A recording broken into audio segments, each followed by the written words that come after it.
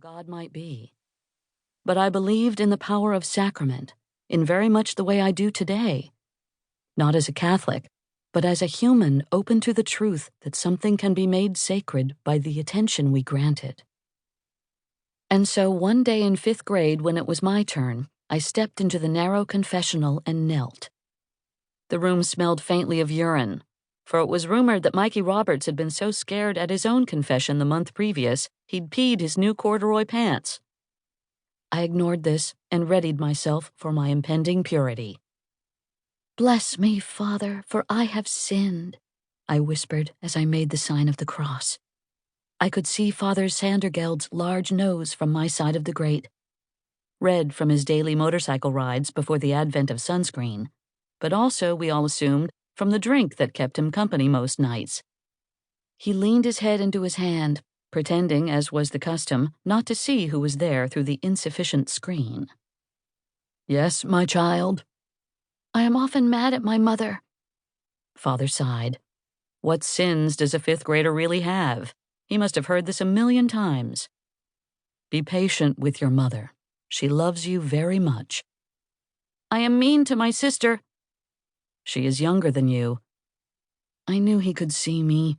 How else would he know I was the eldest Haupt sister? "It is up to you to set a good example. For your penance, say 10 Hail Marys." Things were going my way. I loved the Hail Mary. To me, Mary was a mother goddess who appeared to orphan children in poor countries, who in her guise as the Lady of Guadalupe threw tropical roses upon the impoverished cloak of Juan Diego, though it was winter, whose own cloak shimmered with stars. She protected all of nature. I longed for her to appear to me, and often wept that she did not. Praying to her came naturally. "I will say 20, I announced fervently, causing Father to sigh again. 10 will suffice.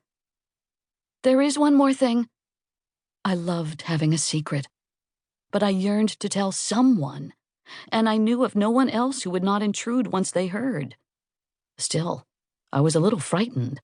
Maybe this really was a sin. One holy Catholic Church, the creed proclaimed, after all. Perhaps Father Sandergeld would be angry, or tell my mother, or demand that I stop altogether. I summoned my courage. "I have another church." There was a long pause, and I sensed this was new territory for the priest. He didn't seem to know what to say. But finally he lifted his head. "Lyanda," he ventured, giving up the pretense of anonymity altogether. "What is this church?" I told him everything in one long breath, then gasped, "Do I have to tell my mom? Or anyone?" Father put his head back in his hand. From practice or exasperation, I could not tell. "God knows all you do." I'd already learned this in catechism class and nodded in the darkness. "I suppose that is enough," he mused. "But you'd better add an Our Father to your penance." I emerged joyous, radiant as an angel, the sacrament in full force. I did not give a backward glance to my suffering 5th grade colleagues who were dreading their turn in the confessional. When I got home, I went straight to my other church. Behind the house where I grew up, there was a vacant lot covered in tall brown grasses.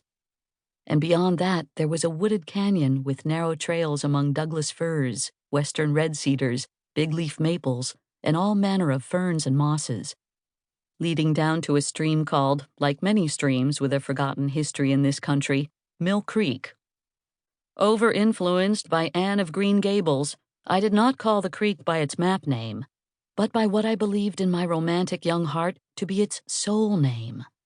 And it was there, on the still edges of the stream of sparkling stones, that I discovered Frog Church.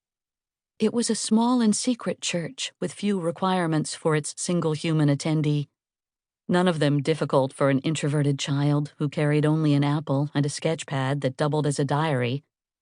Rules: no shoes, quiet always, drawing and writing aloud if they did not cause disturbance, as wild animal visitations were the most sacred treasure.